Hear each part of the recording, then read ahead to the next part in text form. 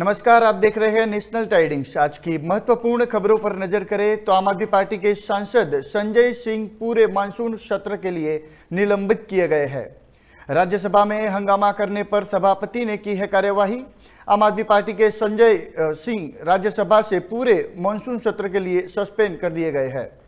राज्यसभा सभापति आज इसकी घोषणा की जब सदन की कार्यवाही चल रही थी और सांसद सवाल पूछ रहे थे। इसी दौरान आप सांसद संजय सिंह चेयरमैन की कुर्सी के सामने आकर जोर जोर से कुछ बोल रहे थे। वो आसन की तरफ हाथ किए हुए थे। सभापति लगातार संजय सिंह को अपनी जगह पर जाने के लिए कह रहे थे। जब संजय सिंह अपनी सीट पर नहीं गए तो सभापति ने कहा कि I take the name of Sanjay Singh. उन्होंने कहा कि संजय सिंह का मैं नाम लेता हूं।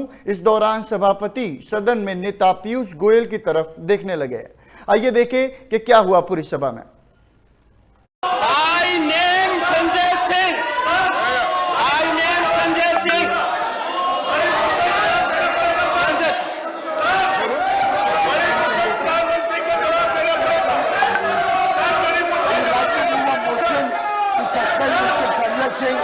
This kind of behavior coming into the hall and disturbing the house is completely against the ethics and rules of the house.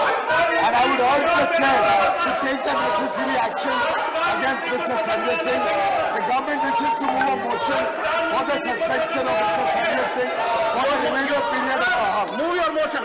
Sir, I move the motion that Mr. Sanjay Singh, who has been named by the chair, be hereby suspended for the rest of the duration of the rest of the session until the last day of this current session. The motion is Shri Sanjay Singh be suspended for the entire duration of this session for having repeatedly violated directive of the chair. The House approves it. Sanjay Singh is suspended as member during the entire session of this House. The House is adjourned to meet at 2 p.m. today. इसी मामले में गोयल ने कहा कि संजय सिंह की इस तरह की हरकत सही नहीं है। ये सदन के नियमों के खिलाफ है। गोयल ने कहा कि मैं सभापति से आग्रह करता हूं वो संजय सिंह के खिलाफ कार्यवाही करे। सरकार संजय सिंह के सस्पेंशन के प्रस्ताव लाती है कि उन्हें पूरे मॉनसून सत्र के लिए सस्पेंड किया जाए। इस पर सभापति ने कहा कि आप प्रस्ताव लाए। इस पर गोयल ने कहा कि वह प्रस्ताव ला रहे हैं कि संजय सिंह को पूरे मॉनसून सत्र के लिए निलंबित कर दिया जाए। इस प्रस्ताव के बाद सभापति ने कहा कि संजय सिंह को आसन के खिलाफ लगातार नियमों का उल्लंघन करने के कारण मॉनसून सत्र के बाकी की बची अवधि के लिए सस्पेंड किया जाता है। क्या सदन इस प्रस्ताव को स्वीकार करता है, ऐसा भी कहा। सत्ता के पक्ष के सांसदों ने जोर जोर से कहा और सभापति ने इस प्रस्ताव को ध्वनिमत से पारित कर दिया। इसके बाद सभापति ने सदन की कार्यवाही 2 बजे तक के लिए स्थापित भी कर गई थी। आगे देखें तो अपने प्यार को पाने के लिए सीमा पार करना ट्रेंड बनते जा रहा है। पाकिस्तान की सीमा हैदर के बाद अब इसी तरह एक और मामला सामने आया है। भारत की अंजू अपने प्यार के लिए पाकिस्तान के खैबर पख्तूनख्वा में पहुंच गई है। दोनों के बीच 4 साल पहले सोशल मीडिया के जरिए दोस्ती हुई थी। 34 साल की अंजू पहले से शादीशुदा है और वह राजस्थान के अलवर जिले में रहती है। इस बारे में अंजू के पति का बयान सामने आया है, जिसमें वो कह रहे हैं कि मेरी पत्नी जयपुर में एक दोस्त से मिलने जा रही हूं, ऐसा बोलकर गई थी। अरविंद जी, आपकी वाइफ की सूचना मिली है कि वो कहीं बाहर चली गई हैं। वो कहाँ गई हैं और क्या कुछ सूचना आपके पास है? मेरे पास तो ये बता के गई थी कि जयपुर गई हूँ। हमने कंपनियों में जो स्टाफ है सब पूछते थे, हमने बता दी कि जयपुर गई है, जयपुर गई है। और मेरे को कल शाम को पता चला है। क्या पता चला कि लाहौर हूँ। तो कैसे पता चला आपको? वो फ़ोन आया था, वीडियो कॉलिंग, वॉइस कॉलिंग उस पर। अच्छा, क्या बताया उन्होंने? थोड़ा से बताइए। उन्होंने बताया कि मैं लाहौर हूँ। मैं सबको बता दिया हूँ, मम्मी पापा को, फेवा को, ब्लेसिंग को, सब। तो लाहौर क्या करने गई हैं? ये मेरे को नहीं पता कि लाहौर क्या करने गई है। क्लियर कर, मेरे को नहीं पता इस बारे में कि क्यों गई है, कैसे गई है, ये नहीं मेरे को पता। कैसे वीज़ा अप्लाई किया, कैसे क्या हुआ, कैसे वेरिफिकेशन हुआ, मेरे को इस बारे में कोई पता नहीं। कोई जानकारी नहीं। सुनने में ये आ रहा है कि वहाँ किसी अपने मित्र से मिलने गई हैं वो तो कल मेरे से मीडिया वालों से बात चली थी तो वो बता रहे थे, मेरे को तो इतनी कोई बात नहीं हुई। हाँ, कि अपने मिस से मिलने गई है। हाँ, मेरे से ये बोली थी कि जयपुर सहेली रहती है, उससे मिलने गई है, ये बात हुई थी मेरे। कोई नूरुल्लाह नाम के शख्स हैं जो खैबर पख्तून में रहते हैं? मेरे को इसके बारे में कोई जानकारी नहीं। कि किससे मिलने गई हैं, कहाँ गई हैं? अरुण जी, ये बताइए कि कितने साल आपकी शादी को हो गए हैं? करीब 15-16 साल तो हो ही गए सर, 2007 से शादी हुई। और कौन कौन है फैमिली में? आपके मेरे 2 बच्चे हैं, वो हैं अभी साले, और घरवाली उसको बुलाया था।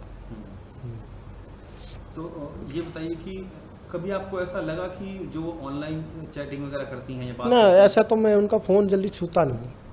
हाँ, ज़्यादातर मैं अपने आप को कंपनी में ही रहता हूँ। तो वो भी वर्किंग है? हाँ हाँ, वर्किंग है, वो भी ड्यूटी जाती है। 8 से 8:30 की ड्यूटी है, 8 से 6 बजे तक होता है आने का इसका। आप क्या कारण मानते हैं कि आपकी वाइफ ने इतना बड़ा स्टेप उठा लिया कि वो देश छोड़ के दूसरे देश चली गई हैं, एक अनजान देश में? सर, ये तो मैं बता नहीं सकता, वो आएगी तो ही बताएगी क्या है स्टेप, क्या है। वो कह तो रही थी आऊँगी तो मैं बताऊँगी सारे कुछ। आपकी बात उनसे हो रही है? हाँ, नहीं, मेरे से तो नहीं हुई कि आऊँगी तो मैं बताऊँगी सारे कुछ। बच्चों से हुई होगी बात जो भी हो। क्योंकि अभी एक मामला और गरमाया हुआ है, सीमा हैदर का, हमने देखा। ये पता तो है मेरे को। क्या आपको लगता है कि ये भी उसी तरीके का मामला है? नहीं, उस तरह तो नहीं है, इसके पास तो पासपोर्ट और वीज़ा है। अगर रेगुलर का जाती तो कुछ और एरिया से जाती। लेकिन ये जो जनून तरीके से गई है। हाँ, जनून तरीके से गई है। अगर वो वैसा रहता तो दिक्कत होती। क्योंकि जो सीमा हैदर है वो ये कहती है कि वो यहाँ पे सचिन से प्यार करती थी, इसलिए वो यहाँ पर आई। 4 बच्चे भी उनके नाम साथ लेकर आई हैं, अलग अलग तरीके से आई हैं, वो जांच का विषय है। लेकिन आपको लगता है कि आपकी धर्मपत्नी भी क्या शायद किसी प्यार के चक्कर में उस तरफ गई है? अभी तो मेरे को प्यार के बारे में नहीं है, मेरे को इतना पता है कि वो उसको कोई टच भी कर देता था, कोई उल्टा बोल देता तो वो बहुत गुस्सा हो जाती थी, ये मेरे को तो पता है। लेकिन जो बातें निकल के सामने आ रही है कि वहाँ एक शख्स हैं, वो टीचर हैं और उनसे मुलाकात काफ़ी लंबे से, मतलब बातचीत काफ़ी लंबे से होती थी और उनसे मिलने गई हैं वहाँ। ये मेरे को नहीं पता है सर, मेरे को तो कल पता है सारा चीज़। तो आप दोनों की अगर मैं संबंधों की बात करूं तो क्या नॉर्मल थे संबंध? आप नॉर्मल है, कोई दिक्कत नहीं है। कभी भी लड़ाई झगड़ा? लड़ाई झगड़े तो बच्चों के लेके, काम के लेके यही होता है। मिलजुल के काम करते हैं, किचन में कपड़े भी धोते हैं, शनिवार संडे को अपना साफ सफाई करते हैं, कोई मेहमान आ जाए, कोई आ जाए, हमारा वही दिन मिलता था, ऐसी कोई बात नहीं। क्या लोगों ने इसमें कार्रवाई की है या कुछ जानकारी मिल पाई है? सच इस इंफॉर्मेशन के बारे में हमें मीडिया से पता लगा था। जो अंजू नाम की कोई लड़की है जो भिवारी में रहती थी और वो पाकिस्तान चली गई है, तो इसमें हमने जो प्रिलिमिनरी इन्वेस्टिगेशन किया उससे ये पता लगा जो लड़की है ये टेकनपुर मध्य प्रदेश की रहने वाली है और इसका शादी अरविंद नामक व्यक्ति से हुआ है। 2007 में से ये भिवारी में रह रही है और जो पाकिस्तान बेस्ड लड़का है उससे ये 3-4 साल से कांटेक्ट में थी, फेसबुक के थ्रू, व्हाट्सएप कॉलिंग के थ्रू। और ये थर्सडे को अपने घर वाले को बता के गई है जो अमृतसर घूमने के लिए जा रही है और ये 21 तारीख को क्रॉस ओवर कर गई पाकिस्तान में। और ये इन्फॉर्मेशन उनके फैमिली मेम्बर्स को फ्राइडे को ही मिल गया था जो 21 तारीख है। और एज सच हमें अभी कोई फॉर्मल कंप्लेन नहीं आया है, बस ये हमारे पास इन्फॉर्मेशन है। क्या सर आप लोगों ने कुछ डिस्कशन किया है, कुछ ऐसी जानकारी? एज सच जो हमारे पास रिकॉर्ड अभी हमने देखा है उसमें 2020 में इसने पासपोर्ट के लिए अप्लाई किया था, बट कौन सा डॉक्यूमेंट इसने यूज़ किया है, किस डॉक्यूमेंट से इसने क्रॉस किया है, कौन सा वे आउट लिया है, लैंडर का लिया है या फ्लाइट से गई है, इस बारे में हमें कोई इन्फॉर्मेशन नहीं है। जो भी अथॉरिटीज़ है वो इसमें बता सकते हैं जो वो कैसे पाकिस्तान गई है। क्योंकि सर आपकी एक टीम उनके घर पर भी गई थी, तो क्या उनसे बातचीत हुई है, क्या उन्होंने जानकारी दी है, अगर बता सकें? ऐसा जो हमें इन्फॉर्मेशन मिला जो लेडी है जो पाकिस्तान चली गई है उससे उसके जो फैमिली मेम्बर का बात हुआ उसमें वो बताई जो वो आ जाएगी, इंडिया आ जाएगी, बस ऐसा सच घूमने टाइप गई है। तो हमारे पास तो बस ये इन्फॉर्मेशन है, उनके फैमिली मेम्बर भी हमें कोई कंप्लेन इस तरह का दिया नहीं है। क्योंकि सर एक मामला और देश में इस वक्त बड़ा गर्म हो रखा है, सीमा हैदर का, जो पाकिस्तान से लड़की आई है। क्या आपको लग रहा है कि ये भी उसी तरीके का मामला हो सकता है कि ये जो अंजू हैं वो क्रॉस ओवर करके गई हैं? क्या प्रेम प्रसंग का मामला कुछ ज़्यादा हो सकता है? जैसी जानकारी आपको मिल पा रही हो या कुछ सूचना? प्राइम फेसी तो ये लगता है जो प्रेम प्रसंग का है, बट इसमें कुछ इससे ऊपर कमेंट करना मुश्किल होगा। हम जब इन्वेस्टिगेट पूरे फैक्ट्स को ले आते हैं तब अप्रोप्रिएट होगा जो इसमें क्या मामला है। परिवार की तरफ से कोई इसमें आपको कोई कंप्लेंट वगैरह नहीं मिली है? नहीं, परिवार की तरफ से हमें कोई कंप्लेंट मिला नहीं है। आप लोग सर आगे की क्या इन्वेस्टिगेशन के लिए कुछ फर्दर कुछ प्लानिंग कर रहे हैं?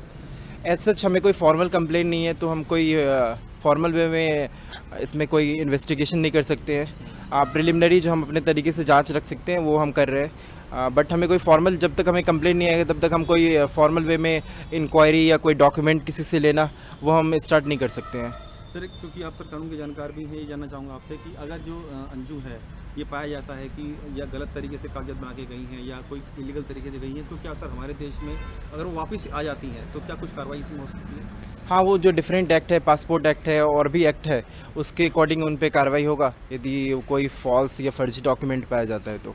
हालांकि उनकी कल पति से बातचीत हुई तो उनको कहता है कि मैं पूरे कागजात के साथ आई हूँ, और ऐसी जानकारी भी मीडिया में आ रही है कि वहाँ के जो अधिकारी वगैरह हैं उन्होंने उसको ऑथेंटिकेट भी किया है कि हाँ ये जो कागजात हैं इनके जेन्युइन हैं।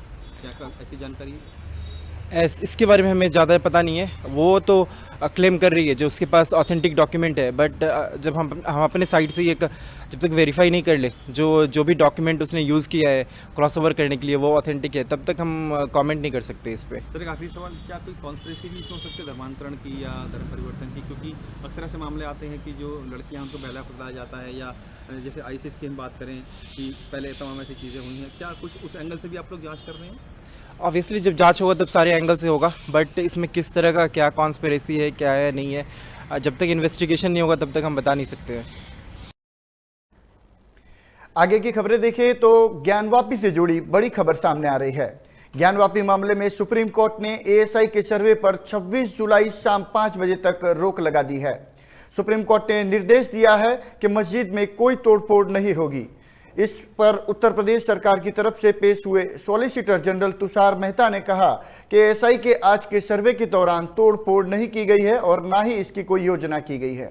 अभी सिर्फ सर्वे में मस्जिद की नपाई का काम किया जा रहा है। वहीं मुस्लिम पक्ष ने सर्वे के काम को 2-3 दिन टालने की मांग की है। इस मामले को लेकर उत्तर प्रदेश के उप मुख्यमंत्री केशव प्रसाद मौर्य का भी बयान सामने आया है। आइए देखें। सत्य परेशान हो सकता है, परास्त नहीं हो सकता। शिव ही सत्य हैं। ओम नमः शिवाय, हर हर महादेव। सर इसके साथ मुस्लिम पक्ष लगातार इस पर सवाल उठा रहा है, सुप्रीम कोर्ट जाने की बात कर रहा है। सवाल जब माननीय न्यायालय के सामने कोई मामला हो तो मेरा मानना है कि उस पर सवाल उठाने की जगह न्यायालय में अपना पक्ष रखना चाहिए। और अगर माननीय न्यायालय ने कोई आदेश दिया है सर्वे का और वो सर्वे हो रहा है तो उसका तो मैं तो स्वागत करता हूं। और माननीय सर्वोच्च न्यायालय ने अगर सर्वे पर रोक लगाने से मना किया है तो उसके बाद कुछ बकाया नहीं रह जा सकता है। मैं तो हर हर महादेव बोलता हूँ।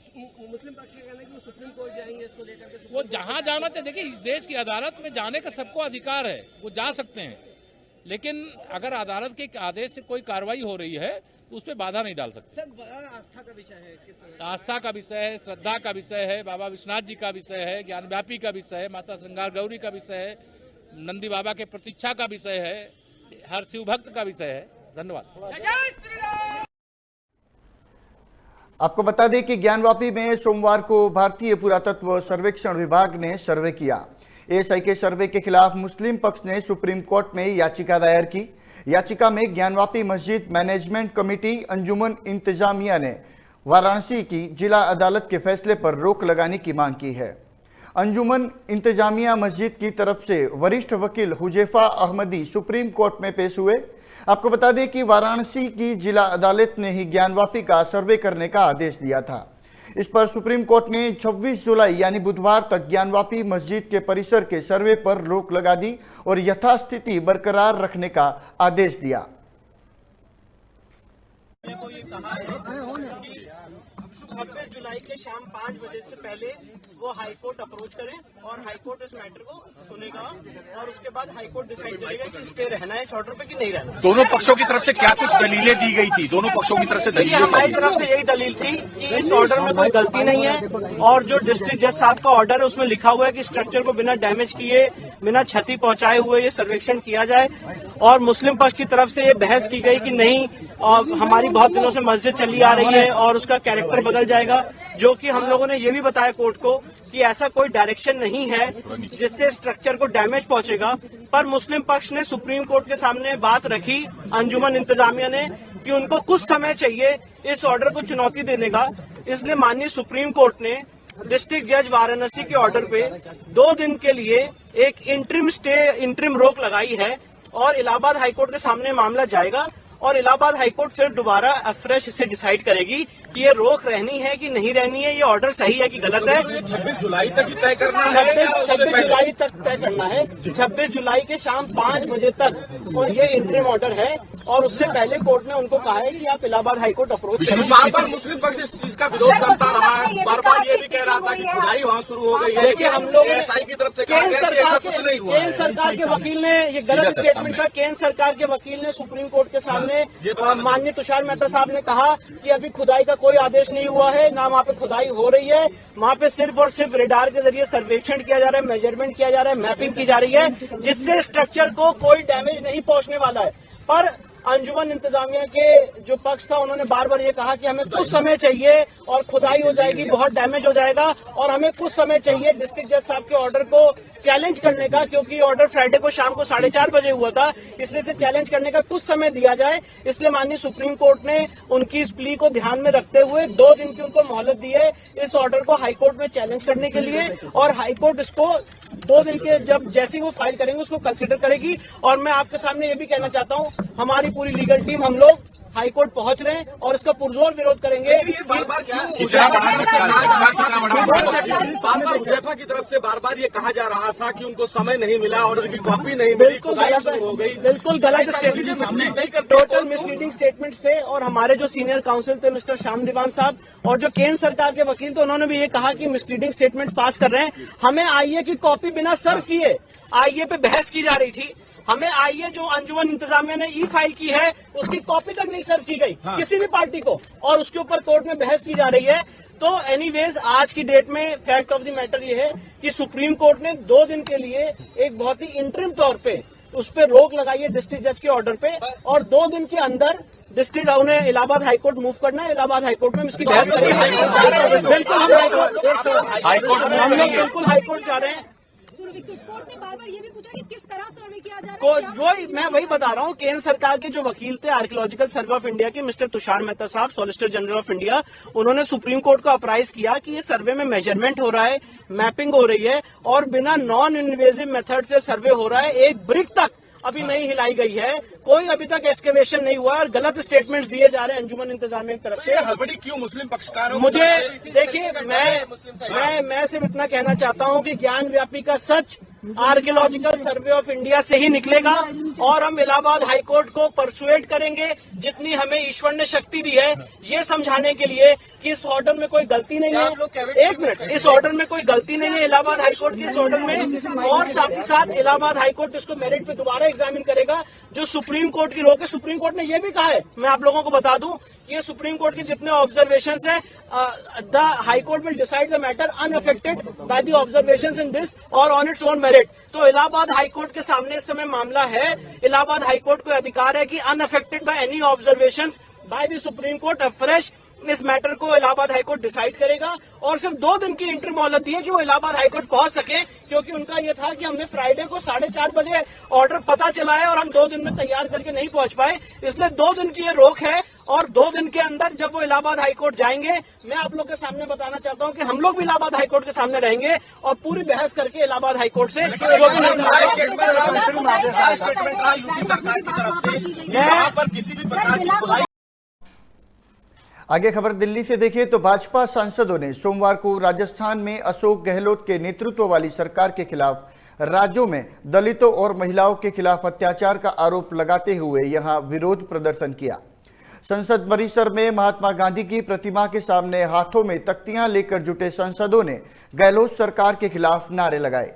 भाजपा राजस्थान में कांग्रेस सरकार पर हमला करती रही है और आरोप लगाती रही है कि सत्तारूढ़ सरकार के तहत राज्य में कानून व्यवस्था पूरी तरह से खराब हो गई है।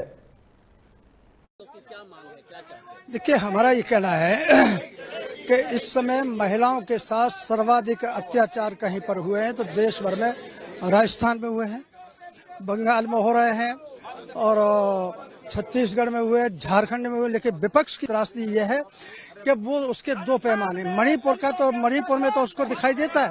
हमारा कहना है कि मणिपुर में हुआ वह भी बहुत दुखद है, बहुत पीड़ादायक है। इसके साथ साथ राजस्थान और देश के अन्य हिस्सों में हुआ है वह भी बहुत दुखद है। तो राजस्थान की सरकार जो है पूरी तरीके से निष्फल हुई है कानून व्यवस्था संभालने और महिलाओं की सुरक्षा करने में, और इस बात को उनके एक मंत्री और एक महिला विधायक ने डंके की चोट कहा है विधानसभा के अंदर। इसलिए राजस्थान में की सरकार को बर्खास्त करना चाहिए और राष्ट्रपति शासन लागू करना चाहिए। दिल्ली एक बार फिर बाढ़ के खतरे को देखते हुए हाई अलर्ट पर है, क्योंकि यहां एक बार फिर यमुना के जलस्तर में बढ़ोतरी हुई है। यही नहीं, यमुना नदी के जलस्तर एक बार फिर खतरे के निशान को पार कर गया है। दरअसल उत्तराखंड और हिमाचल प्रदेश के कई हिस्सों में भारी बारिश के बाद हथिनी कुंड बैराज से पानी छोड़े जाने के कारण यमुना नदी का जलस्तर फिर से बढ़ गया है। इससे राजधानी में चल रहे बाढ़ प्रभावित निचले इलाकों में राहत और पुनर्वास का काम पर असर पड़ सकता है। वहीं हथिनी कुंड बैराज से यमुना नदी में 2 लाख क्यूसेक से अधिक पानी छोड़े जाने के कारण बाढ़ के खतरे के मद्देनजर दिल्ली सरकार हाई अलर्ट पर है। आपको बता दें कि 13 जुलाई को जलस्तर रिकॉर्ड 208.66 मीटर पहुंच गया था। मौसम विभाग ने 25 जुलाई तक उत्तराखंड और हिमाचल प्रदेश के कुछ हिस्सों में भारी से बहुत भारी बारिश होने का अनुमान जताया है। इससे राजधानी में एक बार फिर से बाढ़ की स्थिति पैदा होने की आशंका जताई जा रही है। वहीं यमुना नदी के लगातार बढ़ते जलस्तर ने सरकार के साथ साथ लोगों की चिंता एक बार फिर बढ़ा दी है। हालांकि राजस्व मंत्री अतीश सिंह के मुताबिक राजस्व विभाग ने स्थिति से प्रभावी ढंग से निपटने के लिए व्यापक उपाय किए हैं। खबरों का दौर लगातार जारी रहेगा। जुड़े रहिए नेशनल टाइडिंग से। नमस्कार।